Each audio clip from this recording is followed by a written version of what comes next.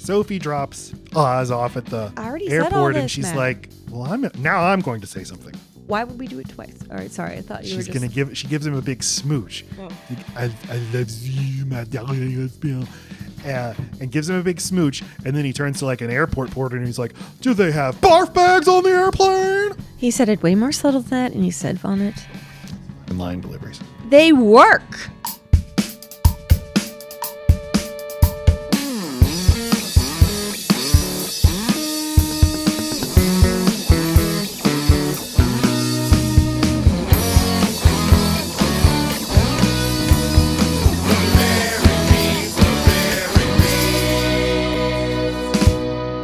Yes, hello, and welcome to Load Bearing Memes. I'm Matt Stokes. And I'm Lacey Roth. We're a married couple, and this is our podcast where we talk about the movies that we love. For example, The Whole Nine Yards from 2000. That Matthew Perry joint.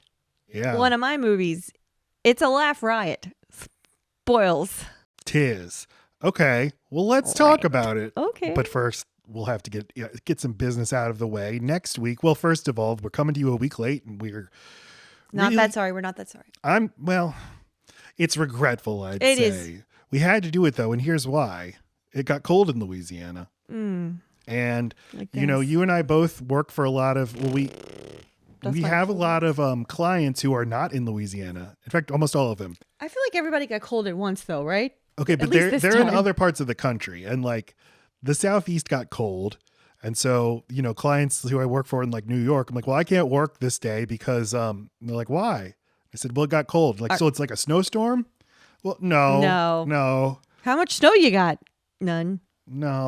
We got ice, a thin layer of ice. It's just like 24 degrees. And so they shut shut the state down. It is a mixture of moisture and cold that shuts the state down. It is because they can't put the buses on the ice. It would be a lawsuit. Mm-hmm. Okay, I spoke to the governor. Yes. So yeah, lawsuit. Yes, so no school for 3 days. Now, why is this a big deal? Maybe to other people, they can have their kids at home and just continue on with their merry little lives. For us, have their kids and eat them too. It was a calamity. And so, yeah, we just everything got pushed back. Sorry. We won't make a habit of it. Next week, our movie is Casablanca from 1942. It is? Yeah. I love when I find out things on the I've show. mentioned it every episode for the past 5 episodes.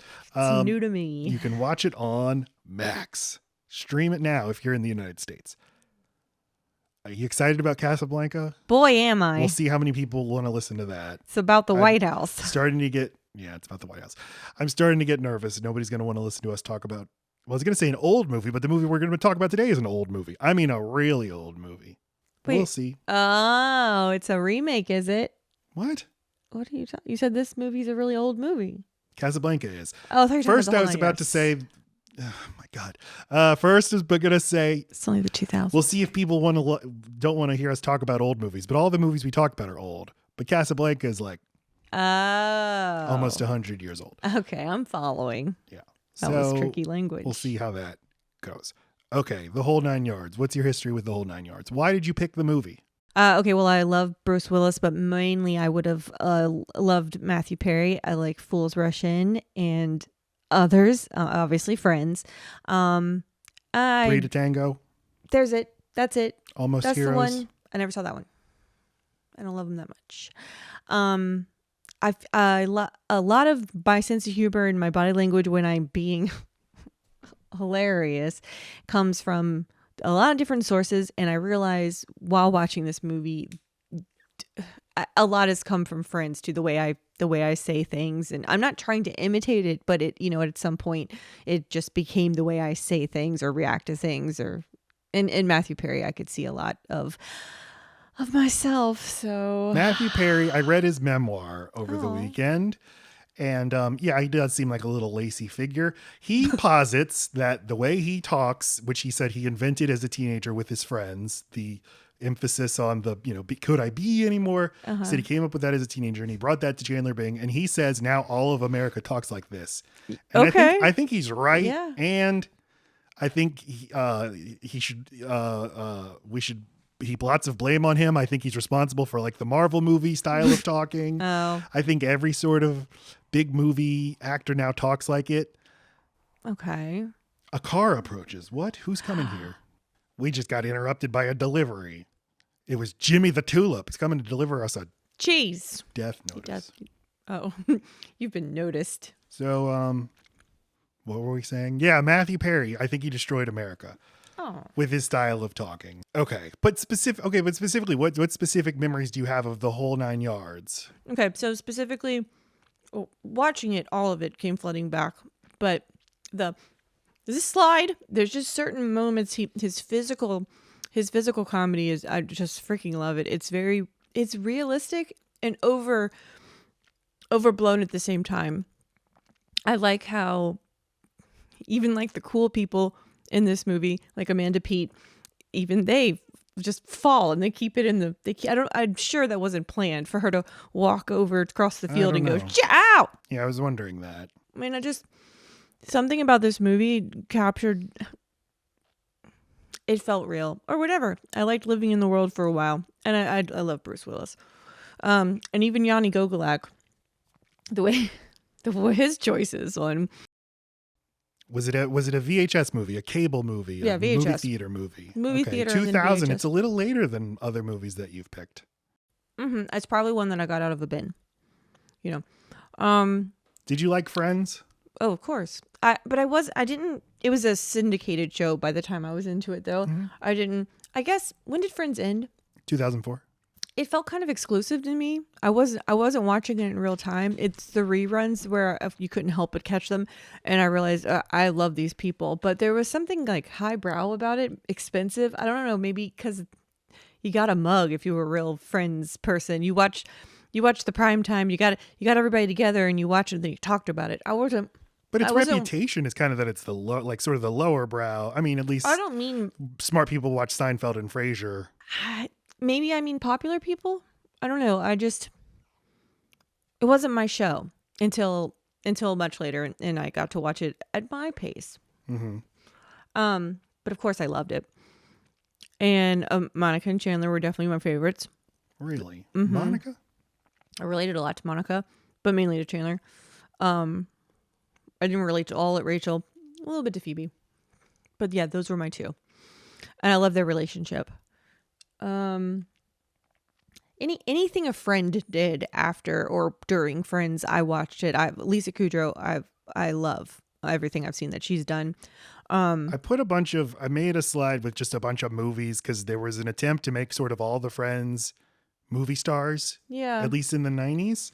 And to a degree, I think The Whole Nine Yards was the most successful, at least financially, depending on how you want to classify the Scream movies, because Courtney Cox is in them, but they're not about her. She's a team player, but it's not like they're a star vehicle for her. And then for Jennifer Aniston, like I feel like she maybe made the least amount of stuff, but because of being married to Brad Pitt and the Angelina Jolie thing, it seemed like she was around forever. No, she had the most. She's the one who had the prominent movie career, but it was later. Think of the movies, though? So the first serious one was The Good Girl, and then there's like right. Rumor Has It. There's Along Came Polly. There's the stuff she did with Adam Sandler. There's just. It's completely blocked out. Yeah, I mean, but it didn't really work for her either. I mean, she was a more. In a way, like movie stardom kind of collapsed around that time. So you are a movie star because you're famous. It's not that so much you're appearing in movies that are making big money. But in comparison to the other 5 Friends actors, I mean, she was the one who you could most realistically say can open a movie. Okay. Well, and with them, is it called The Morning Show? Mm-hmm. Okay, I mean, with that, it seems like I mean, I know that Courtney Cox has been in the most recent Scream movie, but not the most recent, huh? Mm-hmm. She was. That woman doesn't die. But they're not about her. So yeah, I'd say that she's the one that had the longest, most successful run. I did not realize that. But yeah, now you're naming movies. Okay, fine. But I think Lisa Kudrow is the one you'd say has had the best movie career. Was doing the best stuff, even if they weren't gigantic movies, but was making the best movies during and after Friends, I think. And now it's just like shows. I can't think of their name, but the comeback. Yeah, the comeback. I fucking love that. She's not afraid to be completely ridiculous. You know, Well, and the butt of the joke. She'll be a character actor now. Like, and she'll be in Yeah. Booksmart in like a very supporting role. Right. But we'll talk about the career Oh. of Matthew Perry and the attempt to make him a movie star. I just wanted to gauge, like, because I was obsessed with Friends for a while. Can I also say I also found him very very attractive, very my type. But I wouldn't pick him out of a bar, but something about I don't know if he's considered hot. I don't know if any of the friends are except for maybe Joey. No, Joey's the hot one. He's the funny one, and Ross is the smart, sad one.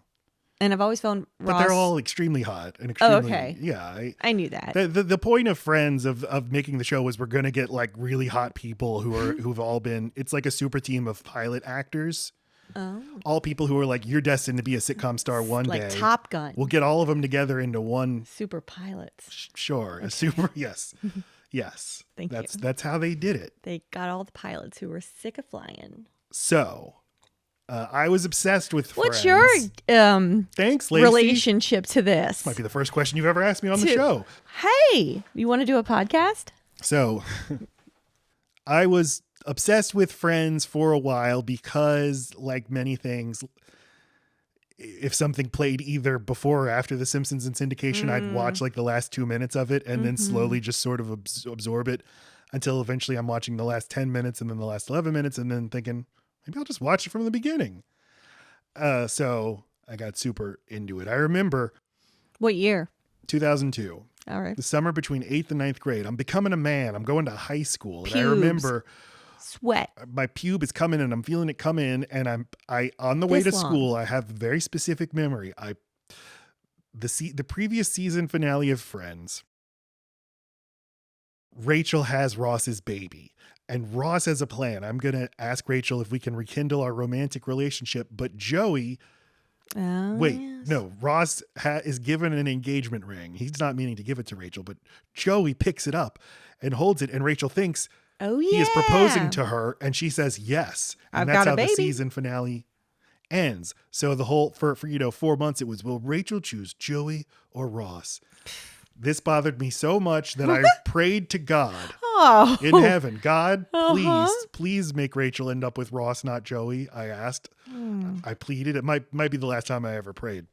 Is that the last time you prayed because you got what you wanted and it didn't feel as good as you thought it would? Well, it didn't happen for another 2 years. I didn't realize. It still happened. This story's not going to resolve in the season premiere. We got 2 more years, by which point I'd killed God in my heart. Jeez. But yeah, so I loved the Friends, and if I saw the Friends in a movie, I was like, oh, I think I like this movie. I knew I'd seen parts of the whole 9 yards, but as we watched it last night, I realized I'd seen a lot more of it than I remembered because scenes just suddenly seemed so familiar to me. Like I'd seen a lot of stuff on TBS. I remember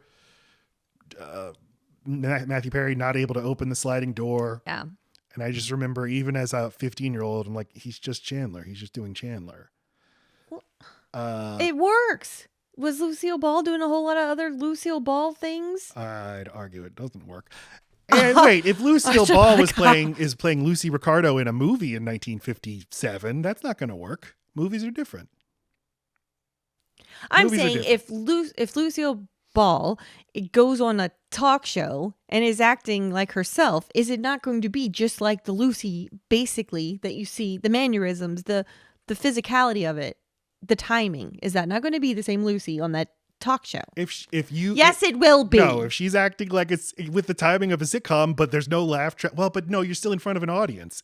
If Matthew Perry went on a talk show and there's an audience and he's doing his Chandler stuff and waiting for applause and laughs, his audience. He's doing it to entertain himself. You don't get him.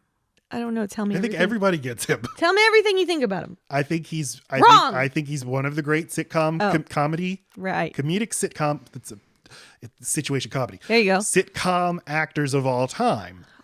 And I'm so uncomfortable watching him in this movie because everybody else knows how to be in a movie except him.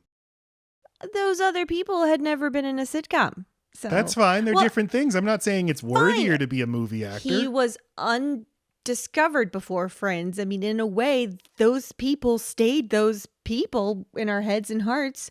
And it's your fault. I think Matt? we did what's Romeo and Michelle's high school reunion. That's a movie made during the Friends run, and Lisa Kudrow isn't doing sitcom acting; she's doing real movie acting in there, Well, she while had still being funny. And you're right. Never mind. I'll try to build Put a my pin in it. cases. We'll put a pin in We'll this. put a pin in that. Yeah. Here are our predictions for what we I always forget we're doing thought this. this movie would be. And then here they are. And then we got to sit through them. The whole 9 yards. I remember this being so funny. I am a little scared it's going to be way slower or longer moments between laughing than I remember. I remember it being a laugh riot or just an interesting premise for a story. Even though, I don't know if it was before or after, but basically Steve Martin came out with a movie that is like the exact same called Novocaine. And I can't remember who stole who.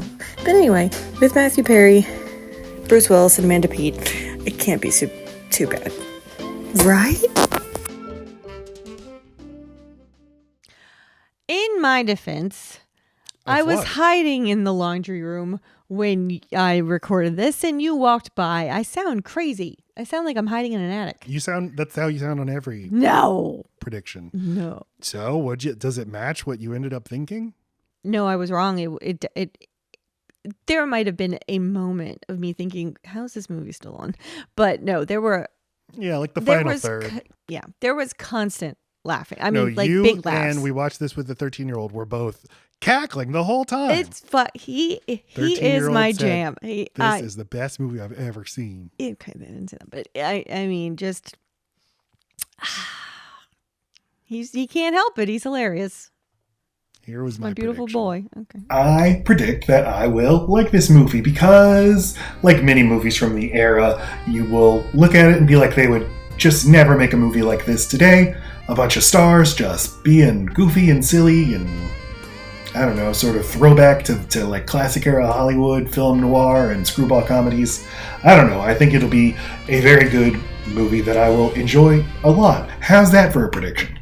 Unlike you, there was some film noir in there for sure. I mean, because I make a Google Slides presentation so we can use it to go over the plot, and this plot is just like it could have been written by Raymond Chandler or something. It's just people betraying Raymond Chandler. Weird. I know. Just shifting alliances and femme fatales and whose side is this person on, and MacGuffins and stuff. But specifically Jimmy's wife character, who I don't know her name character-wise Cynthia. Or in real life. Cynthia, Natasha Henstridge. Do we need to discontinue predictions? What do you mean? Yeah, because they're boring? Yeah. Yeah, I've thought that for a long time. It was your idea. I didn't want to. Okay. I meant write it down. You're the one that did all this shit. Yeah, but reading, I mean... Okay. Yes, let's discontinue. You try a bit. It's just listeners. No one's ever said, you know what I like? The predictions. Right. That's what I love. Okay. Yeah. It's only ever funny if we're way off the mark. When we nail it, it's not funny. So maybe we need to be only using them when it's funny. Mm-hmm. A little food for thought. Okay. I hate doing them. It's just one more thing for me to forget. Mm-hmm. So. Well, Cut it out. Our shit's been getting too long anyway. Cut. Okay. I guess my prediction was basically right. I did enjoy the movie, and I do appreciate it for, looking back in 2024, a movie like this would never, what's wrong? I'm just ready to be so mad at you. Go ahead. I'll wait. Movie like this would never get made in 2024. It would be considered too insubstantial. Nobody goes to see movies starring, people.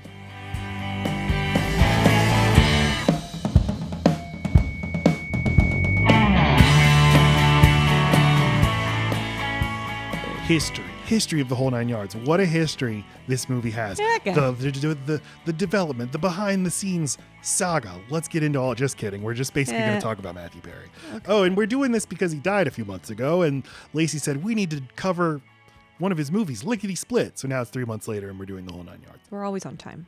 All right, this movie was directed by Jonathan Lynn. Who? He directed the movie Clue. Banger. Banger. Everybody likes that movie. Okay, so he's a British man who created a show called Yes Minister. Look how happy he is in this picture. I'd say its best regarded movie is My Cousin Vinny. A fantastic film. A triumph of cinema. Is that better? Asshole. Yes. Oh, as opposed to Banger. Right. I had never actually seen it until recently. You watched to it prepare without for me? this Because it's one that I movie. would consider doing for the show. Oh, Not anymore. okay. Not anymore. Well, I think it's a highly regarded comedy. Maybe it's not interesting. yeah, comedies. We say it a lot. Comedies are harder to talk about. Right. My Cousin Vinny's a lot better than this movie. When I did this thing where I had to interview lots of lawyers, video interview, like remote interview and record Brag. a bunch of lawyers to put out these promo videos, and they're like, ask them a fun question. And I was like, what fun question can I ask? Because it's me. I was like, what's your favorite movie about lawyers? And the most popular answer I got was My Cousin Vinny. You want to guess what the second most popular answer was? Yeah. Few Good Men. I don't think I got that a single time. JFK. No, I didn't get JFK either. Legally Blonde. Legally Blonde was the second. Yeah. So I watched My Cousin Vinny to get ready for this. And yeah. The Client. No, The Client. No. Philadelphia. I've got Philadelphia a few times. I didn't know I knew so many. The Shawshank Redemption. No, that's not a trial movie. Shit. Doesn't have to be a trial movie. The Pelican Brief. That's another legal movie. You want to just keep naming them? I was just on yes. I don't usually know 4 things about one question. Yeah. I made a but list. it's like it's a perfectly nice movie. I didn't think there was anything remarkable about the way it was directed. It's kind of just like basic by the numbers. People stand, My Cousin Vinny. Okay. People stand in the middle of the frame and say funny things. And Yeah. There's like bouncy music playing. Like whether Jonathan Lynn is an auteur and brings a specific voice or style or Oh my God. I don't know. But yeah, so this script, they write a script, the whole 9 yards. I couldn't find if that was Who's the original they? title. The writer of the whole 9 yards, whose name we shall not mention. Oh, got Because it. I don't have it written down. Okay. I was like, Harvey Weinstein. Jeffrey Epstein. Yes, there was an Epstein-Weinstein joint, the rare screenplay written by both of those men. So yeah, I couldn't find if like this movie had a different working title, because the whole 9 yards is like the most basic focus group, boring replacement I don't level even get it. title. I mean, is it a hitman term? It's No. not in the John Wick world, I'll tell you No, that. I couldn't even like. You look up like whole 9 yards origin. What is it? Does that phrase have like an interesting story? And it's like, no, it's just something people said because like it Doesn't even have a good origin. it goes back to like England and like fox hunting or something, maybe. Oh my Something boring God. like that. I don't know. You don't like it when the name's too on the nose either. So, name. It didn't matter. It was But a it's the beautiful movie. most it doesn't matter name you can have. But I always remember it. yeah, I mean, It's a catchy, I don't know. There's nothing else called that. it's like a band's name. Like yeah. it's just the name of the movie. Who cares? Yeah, it doesn't matter. And here we are. And here we are. Really talking it over. Could have called it, and here we are. So Bruce Willis is immediately attached to My it. His neighbor brother Willis. is Bonjour. The Canadian episode. I'm pretty sure all the Canadian stuff comes from like we got a tax break for filming in Montreal. Okay. Although Matthew Perry is Canadian, but he's not from Montreal. Yeah, I wondered. But I feel like that's the American in me going, why did they do it there if it's not part of the overall plot? Except for that they use Niagara Falls a lot. Which is not, but that's you still have It's to. That's on still many hours away. Yeah, you need a good alibi. This is going great. Nah. Okay, Bruce Willis gets attached to this script. Bruce Willis it's a hot period for him. 1998 Armageddon, 1999 The Sixth Sense. His career's kind of after a little saggy, mid 90s. He's back on top of things, and Jonathan Lynn and Bruce Willis's brother, whose name I don't remember, bring Matthew Perry the script, and they say, "We want you to be the lead of this movie, of this farce, of this written screwball comedy for him. we have." And Matthew Perry's movie career, well, we'll talk about it. Matthew Perry is born in 1969, grew up in Ottawa. As we said, he's Canadian, and his mother was the press secretary to Prime Minister Pierre Trudeau. Oh, Matthew Perry once beat up Pierre's son, Justin, okay. current Prime Minister of Canada. Oh, As I said, I read his book. is that River? That's River Phoenix. Yeah. Lacey got to stop reacting to things on screen. God, I know it's not ever interesting on the podcast too. I am so sorry. If everyone could just come over to our house and watch the screen with us, then boy, fucking zingers. What I'm doing. Matthew Perry's book, which came out in 2022, which I highly recommend. It's a very good book, very, very beautiful book. Where he's very honest about his long struggles with addiction and all the stints in and out of rehab and recovery and relapse. The book is called Friends, Lovers, and the Big Terrible Thing. The big terrible thing being addiction. Yeah, no, got it. And how all the way back to during Friends, it was just a constant up and down. Like it's when did his battle with addiction start? He says he was addicted to alcohol starting when he was a teenager, and then he got addicted to different kinds of pills. First it was opiates, and it was Xanax, and it was just a constant thing. Do one to recover from the other. Yeah. But he's very, again, I recommend you read it just if you want an account of how difficult it is for some people and how there were never easy answers for him. Like he had so much therapy, he had done so much rehab. It wasn't a matter of like learning any lessons or anything. It's just, I'm going to have to work for the rest of my life to defeat this. Was he he seems to have been a very high functioning addict though. Or did he miss a lot of episodes or get in trouble? He never missed like filming movies or any episodes of Friends, but he said he never was high or drunk while working, but he would be hungover, and he would Jennifer Aniston apparently confronted him one time, said, "We can smell alcohol on you," because he still smelled from the night before, but he kept it very hidden. Didn't think it was affecting his work because he still got the job done, but it still did affect things. And eventually when he was filming the movie Serving Sarah, production had to shut down so he could go to rehab, and he had to pay a financial settlement to the insurance company. Elizabeth. Okay, Matthew Perry's first movie role is a movie called A Night in the Life of Jimmy Reardon, opposite River Phoenix. And then this leads to guest spots on TV shows like Growing Pains, Beverly Hills 90210. And he's this ascending TV actor, and he's doing all kinds of pilots. He's an up and coming person in the world of TV pilots. And as we said earlier, they make this super team pilot called Friends Like Us. And the role of Chandler Bing, everybody says, well, this will go to a Matthew Perry type. In fact, Matthew Perry, you seem perfect for the role, but he's tied to a different pilot and he can't get it. And he's even coaching friends of his how to act like him so that they can get the role. But he ends up getting out of his other pilot. The most well-known unknown I could ever imagine. And I can't imagine any of them. Gets the role of Chandler Bing. Bing! He brings the cadence of him talking to the role and is basically playing a person like himself who uses humor as a defense mechanism, who is a very sad man who hides it all and buries it. And it's very moving in the book to hear about him like playing a version of himself who like succeeds and gets married and has children and stuff that he was not able to do in his own life. He never got married or was in a long-term relationship? He was in long-term relationships that he sabotaged. Yeah. And he talks in the book, like the book ends on this very high note of how he's conquered addiction and or he's like in a very hopeful place and how he's going to dedicate his life to helping other people. And he hopes one day to find love, and he wants children so badly and stuff. And very shortly after the book was published, he died very sadly.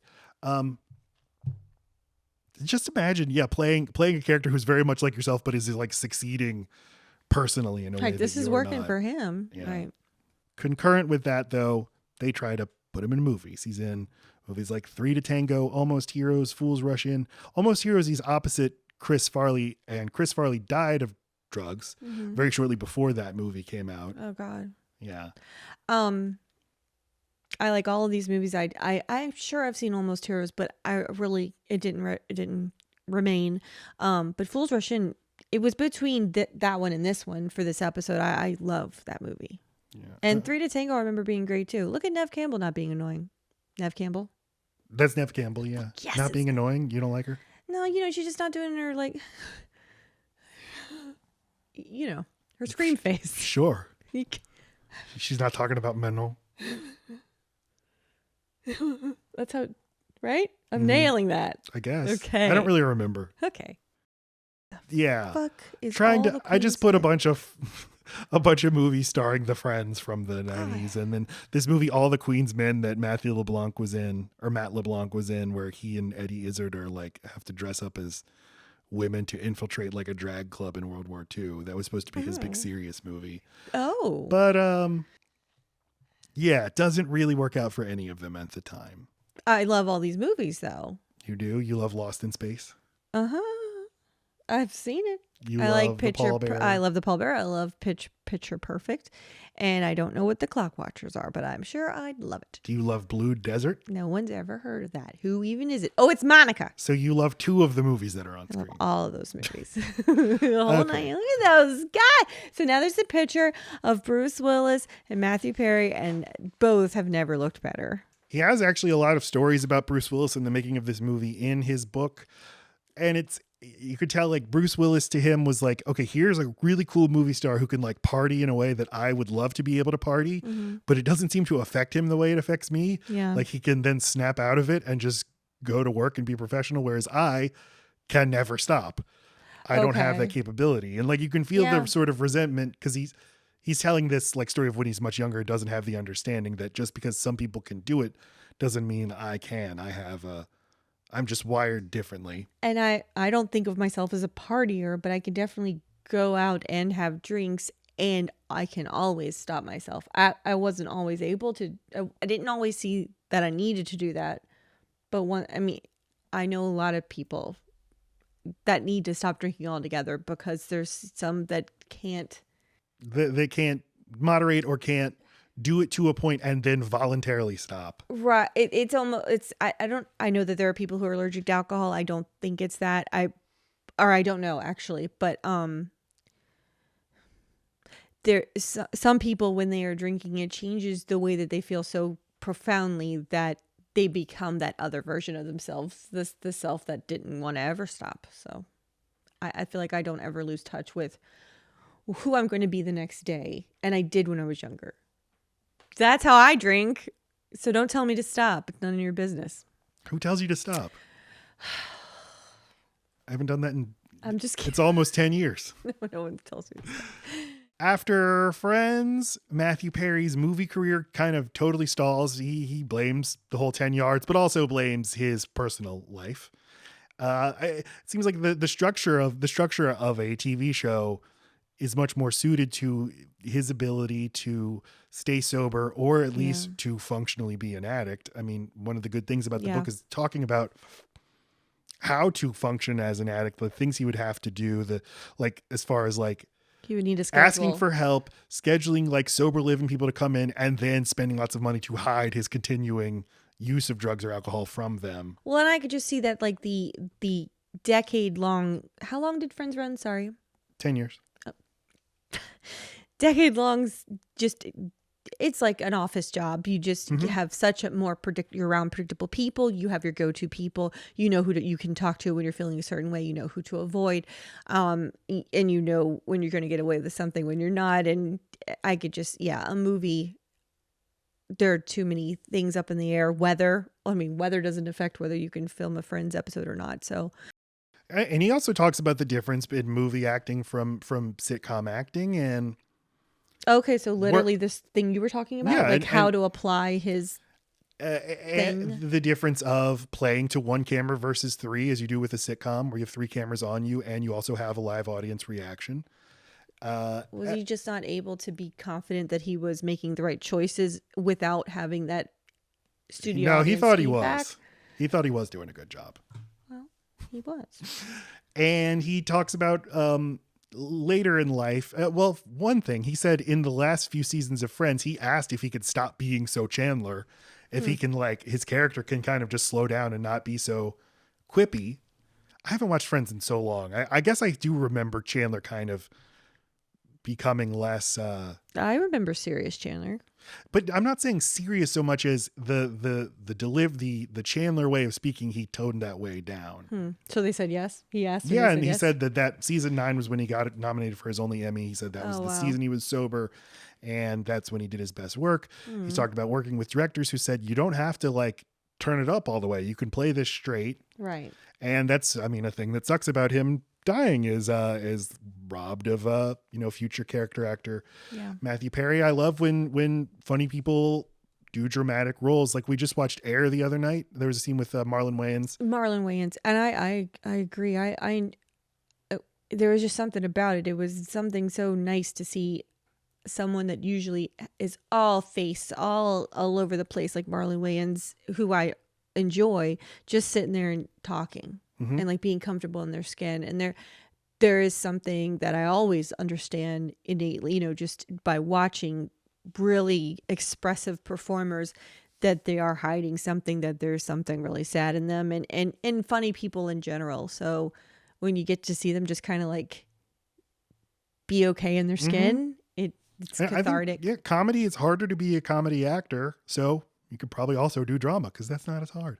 But for a person who has so much like pathos in him, it sucks. And he talked about being so excited. He got cast in a supporting role in Don't Look Up, the Adam McKay movie. Not a good movie, but he was excited about it and about the way that McKay told him he was going to be used in the movie. But then he got sick and wasn't able to do it. But like, yeah, you could see him, sort of older Matthew Perry, doing roles like that. And that sucks. And he had a bunch of other attempts to do shows. Studio 60 on the Sunset Strip was supposed to be giant. It was a legendary failure.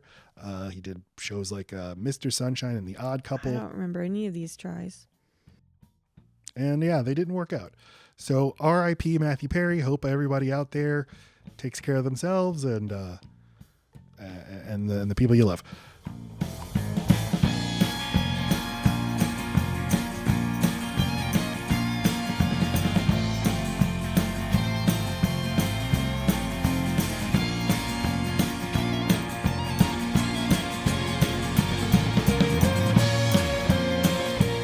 So the opening credits, I didn't write a lot of notes because I was just like, I'm going to remember all of this. But the one note I did write was like, this is the opposite of fucking Willy Wonka and the Chocolate Factory. Ugh. It is just a montage of we were eating while watching. We were eating. Yeah, just close to tooth close and tongue. Dentistry and squeezing out toothpaste. It's something about like, I don't want that while I'm watching dinner. Ew. I want to watch my dinner. Be good dinner. I want my dinner to not taste like fucking toothpaste. But why is he brushing his teeth? Why does he care so much? He cares because he's a dentist. He's a dentist, y'all. This is Dr. Nicholas Oseransky. Call him Oz. They say Oz so much in this movie. Matthew Perry plays him. Tell me how he's different from Chandler. Well, I don't want him to be any different from Chandler. So I guess I feel like there's certain actors that you hire them because you want them to be the thing you already know. And unless you have a really long, successful career, you don't get to be hired to do other things that you're able to do. Yeah, like maybe if more of his if every movie had been a hit and he'd gotten one show under him after Friends or something, maybe he would have gotten a lot more opportunities to be something other than Chandler. But not here. Not this movie. They needed a Chandler type. He's more serious. He's more downtrodden here. He hates his wife. But it's what really annoys me is when he says Chandler things like, "Oh my God." That's how he talks, Matt. Oh my God. Do something else. You do something else. How many bits you got? But you've got 5 and they all fucking work. That's a good point. Thank you. How do you want him to brush his teeth? The brushing the teeth's good. I really like he brushes his teeth, then he smiles into the mirror, smiles into the camera, and then immediately starts to frown because he's putting on airs. No, he's actually his teeth. He's actually a miserable man. He goes down and he talks to his bitch of a wife, and she's a real bitch, I'm saying. Rosanna Arquette is his wife. She's a French-Canadian lady, and her French-Canadian mother is also there. Don't worry, there's going to be some non-bitches later, y'all. They're always ragging on him. They're like, hate him. We need money right now, s'il vous plaît. Well, they got to make it uncomplicated, right? That's why it feels like a throwback. It's just like we need the worst fucking people. We need them to die later or to get hurt in some way later, and that'd be fine. With No, you. I like it, and I think she's good. She's good as the wife, and The way she says things have never left my mind. I will make you so damn miserable that you this last whatever years will feel like a pleasure cruise. yeah, I nailed that. I mean, what's good about this movie, and I like this movie, is that it could have been made in like 1945. Like, I mean, with no nudity, but like you could take like almost everything and port this back in time and have like Cary Grant play the Matthew Perry role and Edward G. Robinson plays the Bruce Willis role. And like, it would all make total sense. Absolutely. And everybody's heightened in such a way that you wouldn't have to change much about the way they behave.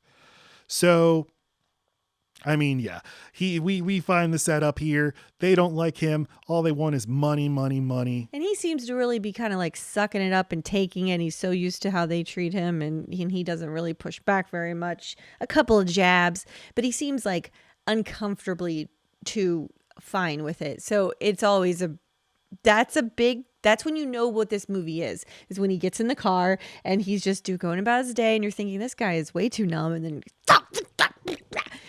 yeah, I he starts fucking love it. punching the steering wheel, punching the rear view mirror. Yeah, it's funny, but it's just It's as soon as real. this starts though, and he's doing the sitcom delivery. He's like, oh, there's a word for that, embezzlement. Okay, but then it cuts to a reaction shot. You're like, this is so weird. Like if this were a sitcom and you pause for the laugh track. He needs to go more Jason Bateman, more like say it under his breath, and less. I'm not saying how he should do it. I'm just saying what doesn't. I mean, He's a Jason Bateman. I was thinking who from this era could you put in? Maybe like a Ben Stiller.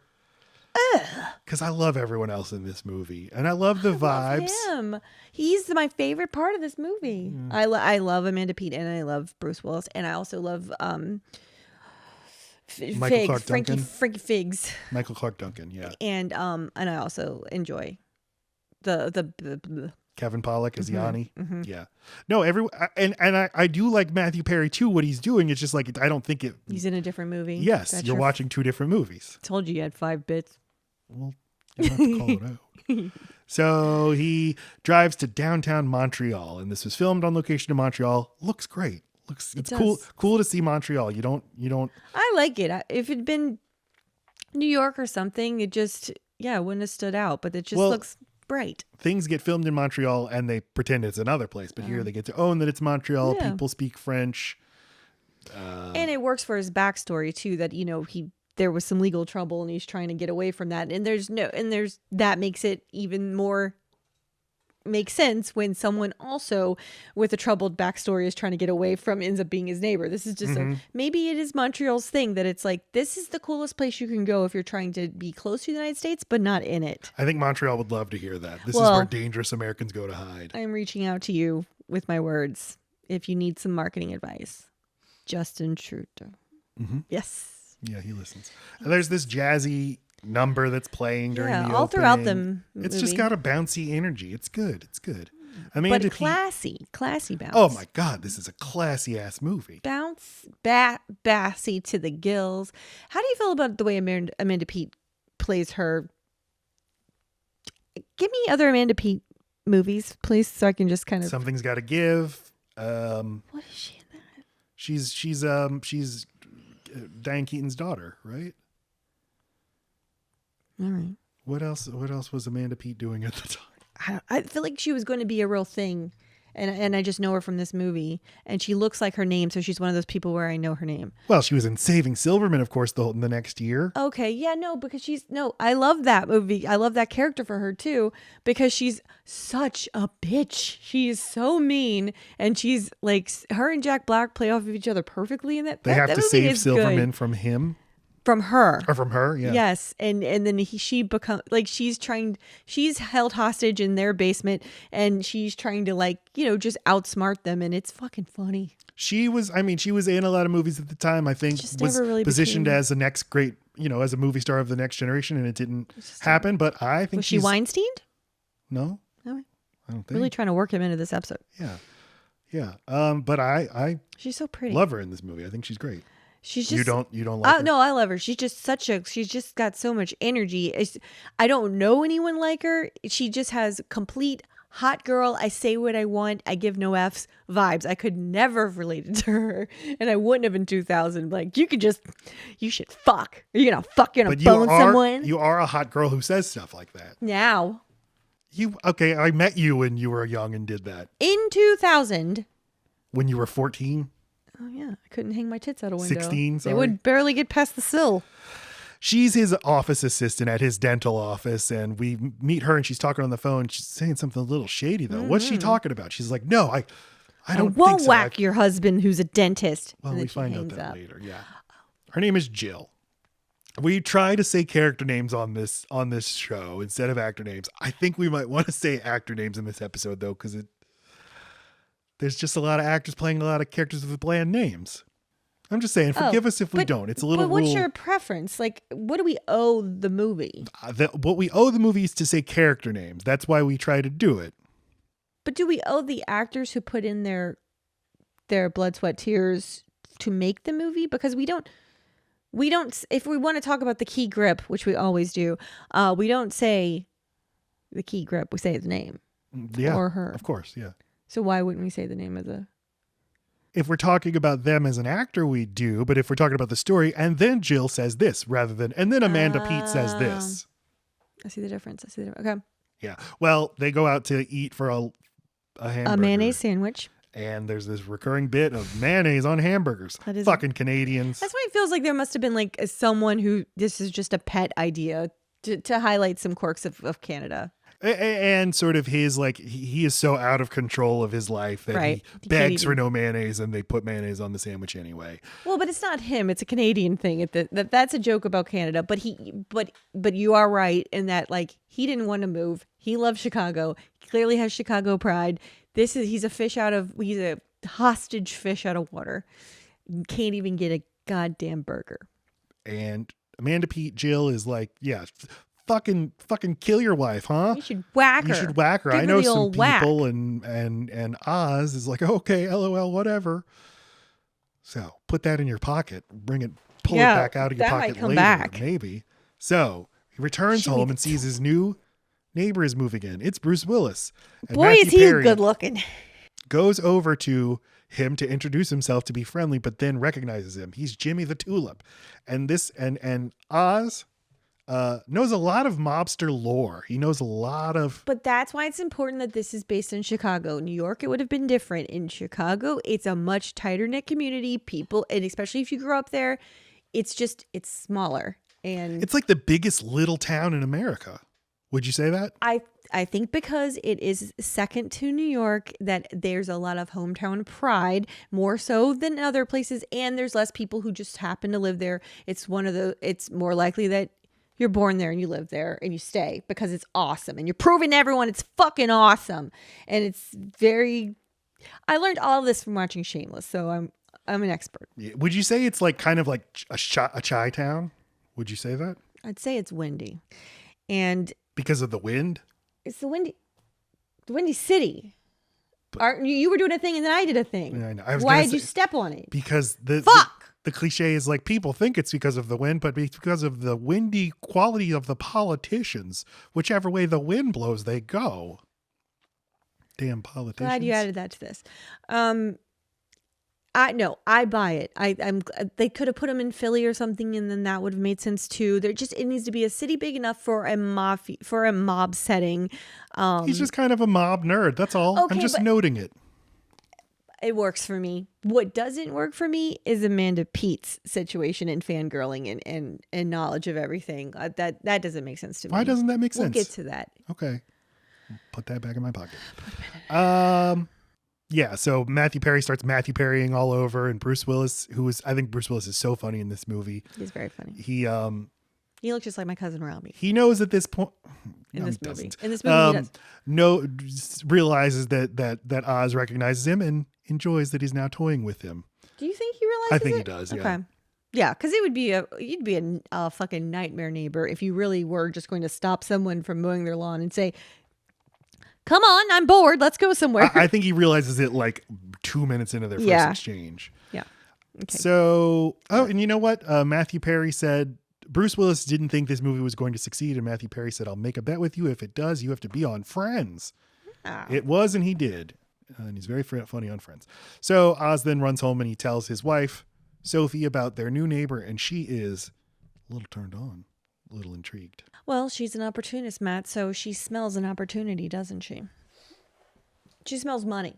As I said, now just kind of toy with him and to just feel him out. Like, where's this guy's head at? Is he going to go blabbing everybody that I live in Ontario? No, Montreal.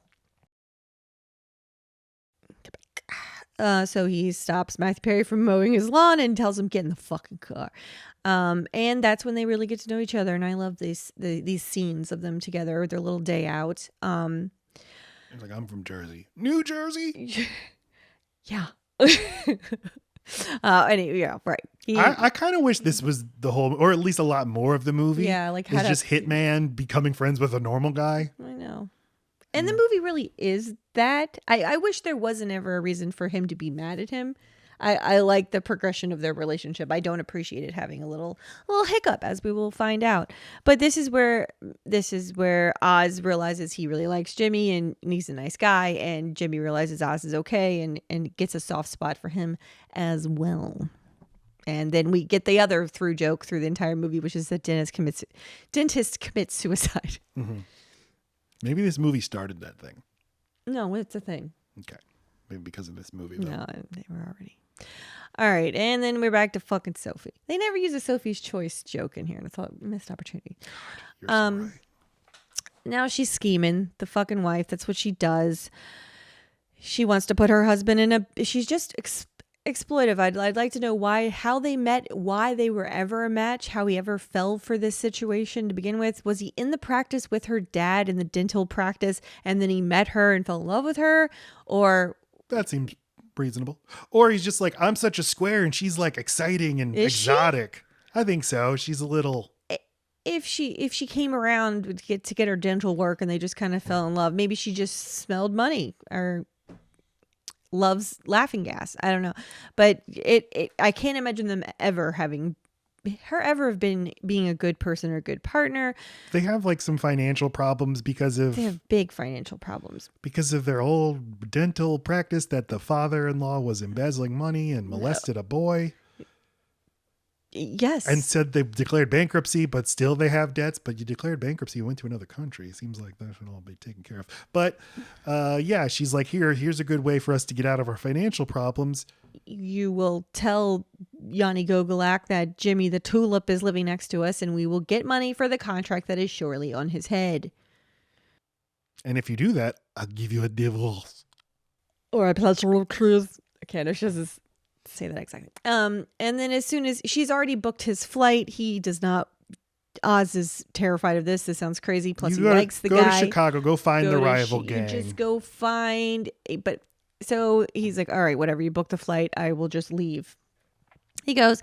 As soon as he is gone, Sophie goes straight to Jimmy and double crosses him. You'll never believe with my darling husband. I don't really get her angle though. Like, how is she getting money from ratting on her husband? She just wants him dead. Oh, right. But because of his life insurance policy. Right. Oh yeah, that's the point of the movie. That's why lots of people end up in Oz's life, is because she has been trying to get him to be dead for a little while. But I think that's only mentioned once. But I don't know that you have to say it a lot. But he's worth more dead than alive. Every 5 minutes, I think they need to say it. Remember. When they do the next movie. I'm worth more dead than alive. Have you seen the whole 10 yards? Once. And I remember it not being funny. I think I remember liking like the first 5 minutes and going, oh, that's what it looks like after you settle down with the hitman.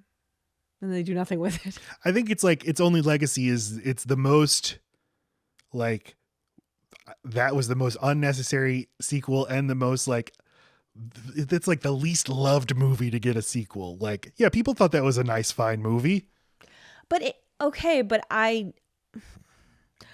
do see why they thought there was some world to live in here. I do too, interesting things to explore. And maybe, was it the same director? No. Maybe they needed that director. I don't know. It also was rated PG-13, whereas the whole 9 yards is rated R. It's it's got nudity and that's odd. Cursing and stuff. And then the next one is PG-13. But it does have turned into a fucking Mr. Mom thing. Like it it didn't go. I don't remember going anywhere interesting. I think Amanda Peet is still a hit person, and she's making the money. I don't remember.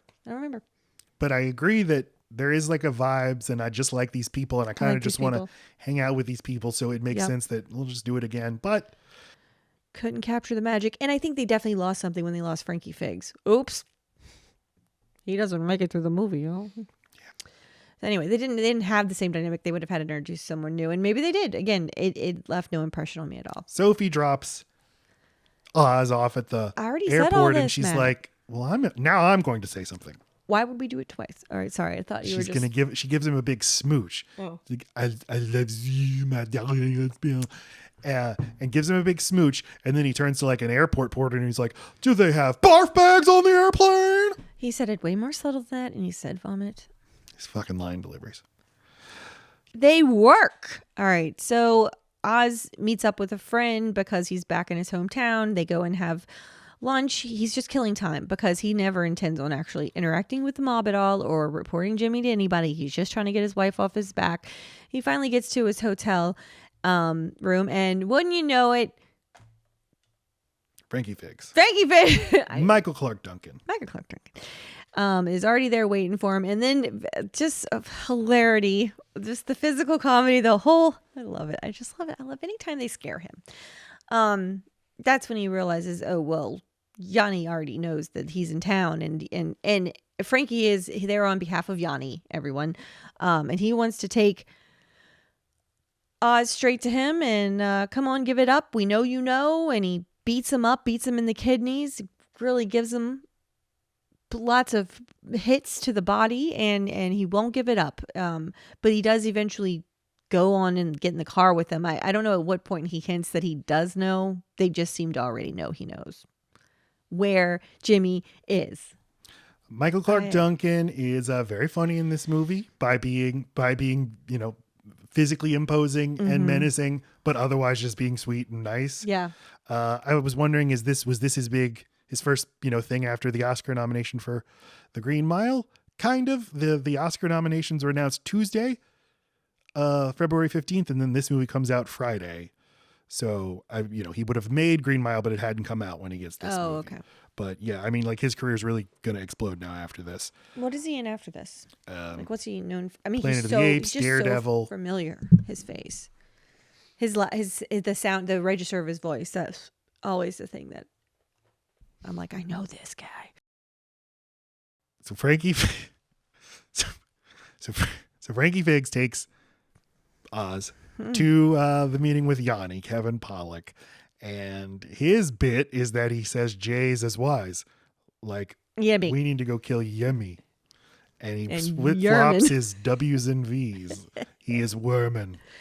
He also has very strange delivery, and it works for me. It was Matthew Perry's idea to take like he says, he doesn't deserve to breathe the air. And he says, why don't you take a really long pause and then add the air? Doesn't deserve to breathe the air. Because what's funny is that he's the boss man, but he's the son. So he's going to he didn't earn it like his dad did. He's already a little shit. Those second generations, boy. And so he's just got no patience, but he's going to have a chip on his shoulder too, that no one ever lets him finish what he's saying. Mm-hmm. That's the whole thing. But he's the reason he doesn't get people think he's done. He delivers things. He delivers things in a way that makes you piss him off. He's already pissed. He wants you to piss him off. Like, no disrespect. I just thought you were done. Right. It was my turn. It's just this technique for knocking people back on their heels and making people not talk as much. We also now at this point meet Cynthia, Natasha Hinchtrud. She is Jimmy. Jimmy is Bruce Willis. This is why I wanted to say actor name. Estranged wife. Why is she working with his enemy? She does not working with him. Okay, but she's there on the property with him. He's sworn to kill her husband. Why but she clearly doesn't want to be there. I mean, I guess I never thought for a second like she wants Jimmy dead or anything. She's just there. This is interesting. He's got a wife. Oz sees her in some jazz plays. He's smitten right away. Right, and it does bother me in this movie that like the only thing he ever says about her is that she's the most beautiful thing he's ever seen. Beautiful. I'm in love with her. She's beautiful. It's like, Say one other thing that she is. That's brave. it. How about brave? She's so brave. She is brave. She jumped after a child in the lake. There's other ways to be brave. I think that's it, though. Anyway, but I guess she's just supposed to be very simplistic as a femme fatale. But wait, femme fatale, that means that she's dangerous. Presented as if she's going to be the femme fatale. Like, she shows up at his hotel room right after that, and it's like, oh, God, what are you doing here? That is a classic, like, film noir, femme fatale thing. But then pretty quickly, he's just, no, I'm just a nice, beautiful lady with a heart of gold. Just a heart of gold. Fine. And a neck that won't quit. He loves her so much. This is 5 years after Species for Natasha Hinstridge. I was wondering. That's what was on my mind. So Oz goes back to his hotel room and he calls his friend. He's like, Frank Figg's waiting in my room. And then he calls Bruce Willis. He's like, Bruce Willis, I'm so sorry. I didn't mean to do it, but now some guys are coming to kill you. And Bruce Willis is like, well, take it easy. Don't worry about it. And Matthew Perry's like, bah! And then he hangs up and he's going to go like vomit in his bathtub. But then the femme vomits in fatale his toilet. Shows up and... You know, it's a good idea. Just standard sort of noir shifting alliances plot with a like normal man injected into it. Good idea for a movie. I'm glad they did it. Oh, and this is like one of the only instances I can think of when someone vomits and then talks way too close to another person's face and is commented on. Yeah, I love that part. She just says, "Have you vomited recently?" I just did. I was going to go brush my teeth. Oh wait. Too sitcom-y. No, it's punchy. Cynthia explains the situation. Jimmy, he treated me bad. He cheated on me all the time, but he doesn't believe in divorce. And there's a recurring thing where Matthew Perry's like, let me get this straight. He's a killer, but he has morals and scruples about divorce? I don't get it. Uh-huh. Well, but there's like this complicated financial situation where she and Bruce Willis and Kevin Pollak all have like a $10 million nest egg, but they all have to sign off on it to access it. Unless one of the others is dead, then they show up with a death certificate. Or two of the others is dead. Good noir plot once again. So that's the situation. It's also sort of like a prisoner's dilemma of like, I could betray one of you two. I don't want to, but I'm worried that you're going to betray me. Yeah. In this scenario, you don't know who in this entire movie, you don't know who your friends are at any point. I mean, I mean, maybe because I've seen the movie so many times, I can't remember being worried that someone's gonna betray somebody. I'm not gonna like that. But Oz says, you're the most beautiful thing I've ever seen in my life. I've been waiting all my life for something to happen, and I never thought it would until you walked into that room. That's romantic. That's sweet. But you like this is the part of the movie I don't like is their romance. I don't need it. Yeah. We need to know that Oz is going to be okay, but... I wish she were a more traditional femme fatale, like she had her own game going on, and she's like playing off of his naivete, but instead, no, she's not. Okay, but they give you a couple of moments to think that she is. But I mean, she's had to be really cool her whole life. She was married to fucking Jimmy the Tulip. I like the idea that there's just a much more simple person in there that doesn't have to be so guarded, that can turn into the everyman that Matthew Perry is, just by being around him. Mm-hmm. She like, and that's why I love the last scene of the movie where it's like, okay, she was just always normal. This is a thing she had to put on while in the presence of these very abnormal people who need to not see weakness or they'll go for you. Yeah, that's nice. It's kind of like you and me.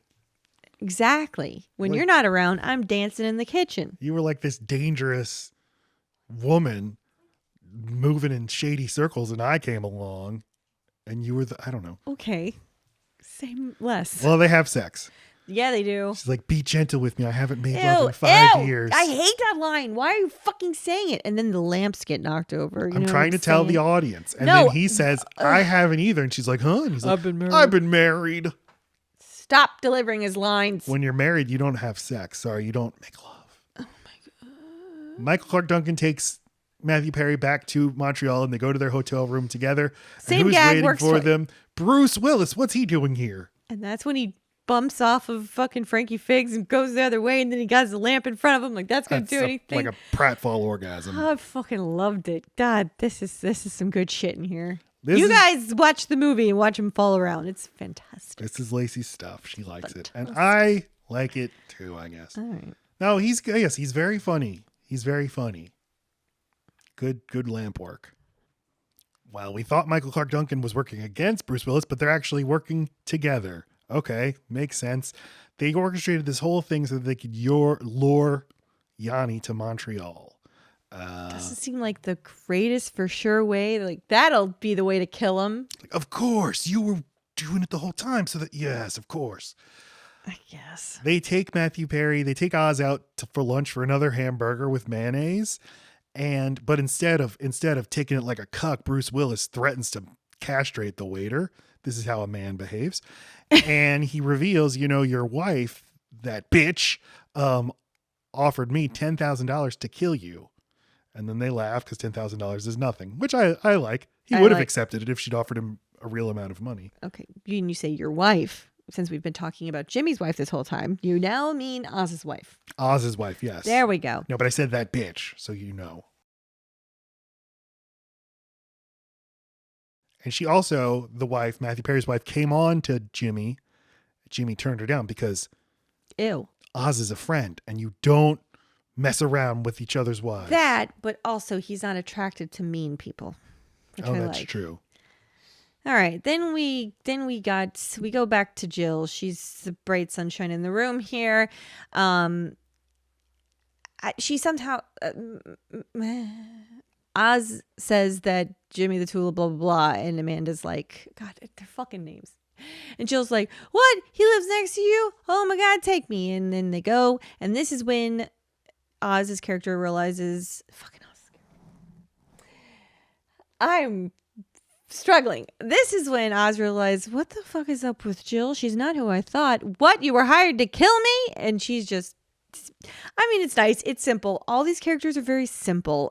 So I get it. If I had to pick someone who's not very believable, it's her. Where did she live, Jill, to be specifically obsessed with every individual hit that a hitman now, for the mob in Chicago? And how would she even know which ones were tied to those people if they were never prosecuted for them? Or is she on some sort of newsletter? She gotta be. Is there a Reddit for this? She's on a news group. She's in some sort of she's getting delivered some sort of bulletin. She's like a wrestling fan reading the dirt sheets, but the dirt sheets, Arriva dirt sheets, are about the mob. All right. Well, but this is when the fireworks start going off between Jimmy and Jill, and they're so cute together, and they're overly sexual with each other. At least Jill is. It makes me a little uncomfortable. But luckily, it also makes Oz uncomfortable. So he makes the room more comfortable by being like, "What the fuck?" Because she comes into his house and she's like, "Teach me. Will you take me on as a mentor?"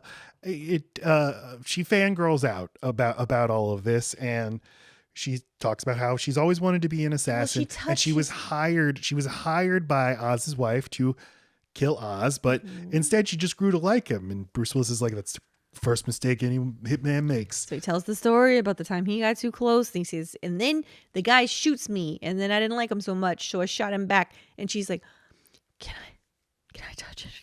Your bullet wound? And then she licks her lips and but luckily Oz is grossed out too. I like that they're just kind of sitting around. They don't really know what to do. I mean, they know what to do right now, but Oz doesn't know what to do right now. He's just like, what the fuck? Because you come in too, Oz. He's like, so he just sits at the kitchen, at the bar, drinking in the middle of the day, and not knowing what the fuck's going to happen because he can't seem to talk Jimmy out of killing. This is when he finds out Jimmy's going to kill his wife, right? Okay, or at the bar he finds out or whatever. But he knows Cynthia is coming, and Oz Yanni's knows coming, and he's going to kill Yanni too. A lot of killing. But Oz knows, you can't kill people. But Oz knows he needs to find some kind of way in the middle of all of the racket and chaos to save Cynthia and to at least let her know what's happening. Why our normal thing of talking about the plot maybe it's just too laborious for this movie because, like all film noirs, it's like the plot is beside the point. It's just a lot of twisty twists. It's just keep a track of all of it in your head. Right. I would like a story about somebody who aspires to be an assassin and failing to do it. I'm like, well, I got my first job, but I didn't do a good job. Wait. Okay, you're not saying that there's anyone in this movie that makes you think that would happen. You're just saying, that's a good idea. What Amanda Peet is doing at this point, where she got a job but didn't do it. Oh. I'd kind of like to see that story.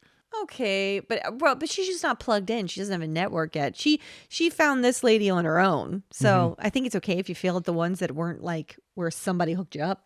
I remember the Chuck Klosterman short story about a woman who finds an assassin to kill her husband, and I mean a fictional story, and she finds a guy who's like, my methods are very effective. They take a long time. What I do is I befriend the man. I spend years and years getting very close, and then I convince him to kill himself. And the woman is horrified. She's like, that's cruel. I would never do that. I would never hire somebody to do it like that. All right.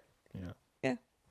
Well, yeah, that's fucked up. I'd like to see, I'd watch a TV show about assassins who do like long-term work like that. Oh, yeah. I like anything about a grift. I mean, that's what that is at that point. Even if the end of the grift, you're going to die. This is the part of the movie where I suddenly realized I've seen this before. I remembered the kitchen scene. And I really remembered, and I must have watched this with my dad because Matthew Perry's like, why did you have to move in my neighborhood? Because he's Jerry Seinfeld now. Yeah. And Bruce Willis is like, you know what kind of soil I've got back here? I've been here 2 days. I got these little tomatoes. And then Matthew Perry's like, oh my God, Monica. All right. But I remember my dad thinking that was the funniest shit he'd ever seen. It is the funniest these shit little tomatoes that anyone's ever seen. God. All right. And then just what's great about this movie is now there's just a lot of waiting and a lot of relatable fucking... Oz is the, eighth coolest person in this room. He has no idea what he's doing. He has no control over the situation. And he's just waiting around in his own house for something horrible to happen. And he's being around the person he really likes a lot or loves for the second time. So he's probably also trying to look cool. And that's not going well either. So there's just a lot of him being weird in the garage while they all spy on the house next door. And he's looking for his moment to take Cynthia aside and be like, they're going to kill you. He's in his house with one group of assassins. Bruce Willis is in Bruce Willis's house with another group of assassins, and they're going to assassinate each other. They're going to collide at some point later tonight. Meanwhile, Oz's wife, Sophie, has returned to the scene with a new hitman who she's going to have kill Matthew Perry. Right. And it turns out he's a cop, though. Okay. He's doing it all for love. Well, so Yanni, Kevin Pollak, eventually Bruce Willis succeeds and kills him and kills his guys, and Amanda Peet helps. She's an invaluable member of the team. She weaponizes her sexuality because that's an asset she has that maybe Bruce Willis doesn't have. I couldn't just take out my boobs and get every professional killer to stop and go ooga ooga, but it works here. It does. Okay. Yes. And then Matthew Perry and Natasha Henstridge flee the scene. Bruce Willis is like, what are they doing? Where are they going? He's been cooking up a scheme this whole time. He's got a way to get everybody out of this, but he needs to make sure that Cynthia is going to live, baby. And that's when I guess he beeps Amanda, calls him Jill. He calls Jill, and she's a great liaison, knows how to calm Jimmy down, knows how to talk tough with Oz. Anyway, just does this matter? I'm just like, I'm telling you about this movie. That's what the show is. We tell you about the movie. Okay. Here's a very high-minded way to think. It's a great oral tradition, Lacey. We tell stories. We pass down these traditions. Yes, you could watch the movie, but why not watch it and then listen to us tell you about it again? I just feel like I usually have more to add to the scene by scene scenario of what's going on. That could be true. Just don't say that though. Okay, I won't say that. No, she has so much to add. So do I. So you should continue listening to our podcast. It's great. Oz is like, you can't, please.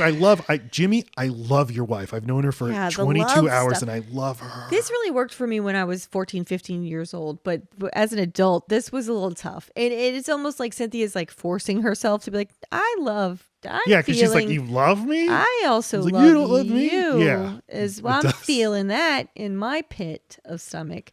Maybe. And then there's just all this, like, I guess this is the third act, but it really felt like the fourth. There isn't usually a fourth, but the movie kind of had a false ending and then had a whole lot more after that. Just the final. Well, no, what they're going to do is Oz has a plan. Everybody can be happy. I can save everybody. Everybody will be happy. And He does some I'm going to fancy use my dentistry dentistry. skills. Right. Switches. Just takes the dead hitman / cop and will alter his teeth to make them match Jimmy's teeth. And that way they'll mistake his body for Jimmy's. And it works. Luckily, the cops had And his it's dental good. records. Oh, well, yeah, it would have had his dental records because he was already in jail. Mob dentist seems like a thing worth exploring. maybe in a- Absolutely. And it makes sense why there's another movie that uses this exact same. You're talking about Novocaine? I am talking about Never saw it. My first band was called Novocaine. Okay. Our logo was a pig. Novocaine stops the pain. Let's delete all of that. All right. So We'll include Novocaine's first song at the end of this episode. all right. Basically, what works about this movie is just the way that the two guys talk to each other. So me telling you those guys talk to each other good is just not very interesting. But this is when now Oz and Jimmy are on a boat away from the world. So if Jimmy needs to kill Oz, if the banking situation, okay, Jimmy needs Cynthia dead, right? He needs that $10 million. They have to find a way of getting Jimmy the money so that he doesn't kill Cynthia. They need to prove to him, like, it's not about the money. Here's the money. We don't want it. We're not coming after you. So, yeah. We'll just transfer all the money to your account, Jimmy. And then Jimmy's like, you know what? I'm a mensch. I'll give you $1 million under one condition. You have to marry that girl. Who says that? Jimmy. It's his condition. He fucking doesn't. Yeah. No, he doesn't.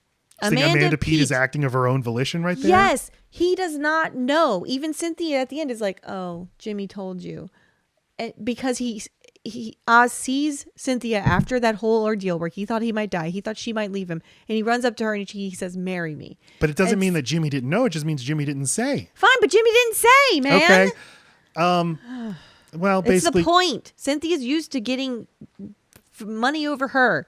Finally, it's just about her. it's very nice. Michael Clark Duncan's going to says you got to kill Matthew Perry. Bruce Willis is like, okay, I will. But then he shoots Michael Clark Duncan instead. Matthew Perry's like, why'd you shoot him? He's like, because it would have been me or you. And he's like, well, you made a great decision. And then they get married.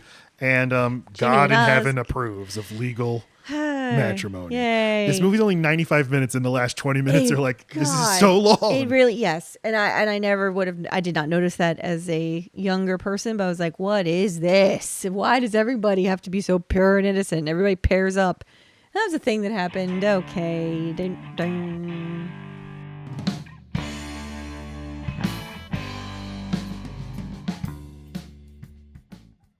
Final thoughts. What are your final thoughts, Final Lacey? thoughts are the comedy is hard, or maybe specific kinds of comedy. They're when characters need to be simplistic because it's the point of the movie, and then it's the physicality, the stuff that you can't really talk about or describe. It's the vibes or whatever. It's the chemistry. When that's the most interesting part of the movie, it is harder to talk about and dissect and to have anything to really add to it. That is what I'm realizing. Some comedies aren't that way. The parts that I liked discussing the most were me talking you into why this character works in this movie, Matthew Perry's character. I successfully did that, maybe 5%. That's right. That's my final thought. You can't say Star rating? 3.5 stars.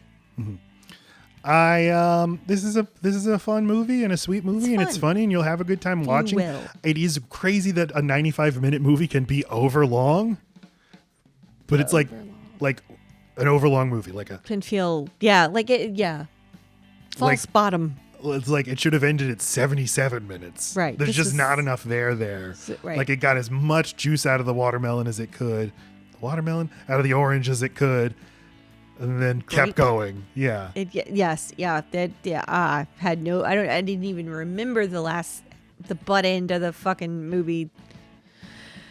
I think it has- zapping the life out It of me. has a bouncy energy that I like. It Yes. is a vibes movie. It's a hangout movie. Yes. It actually does make sense that they'd make a sequel.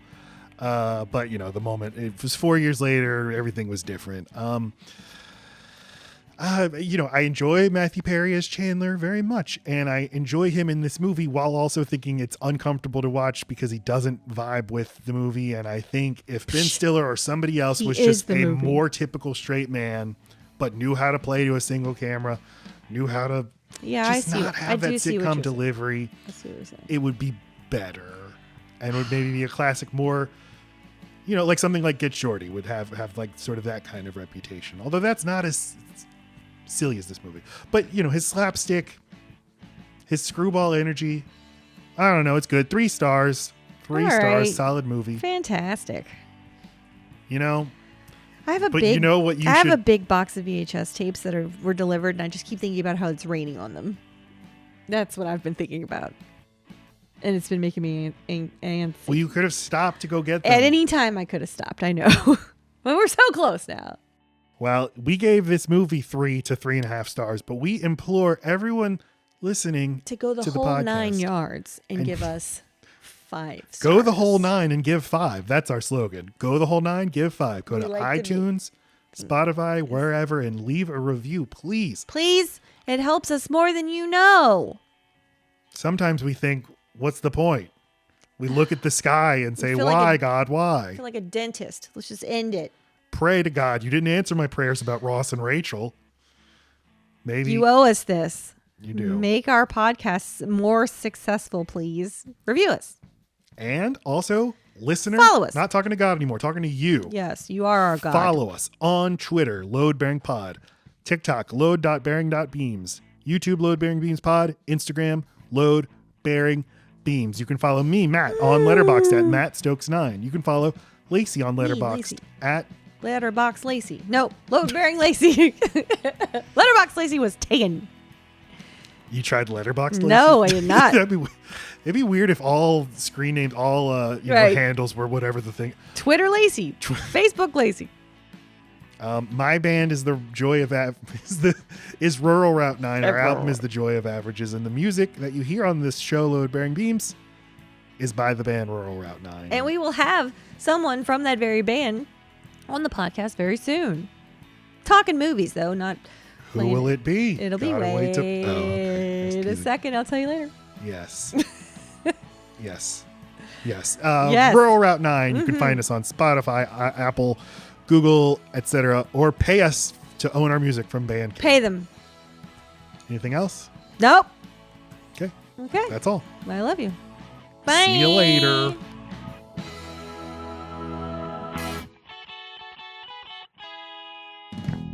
Three, 4.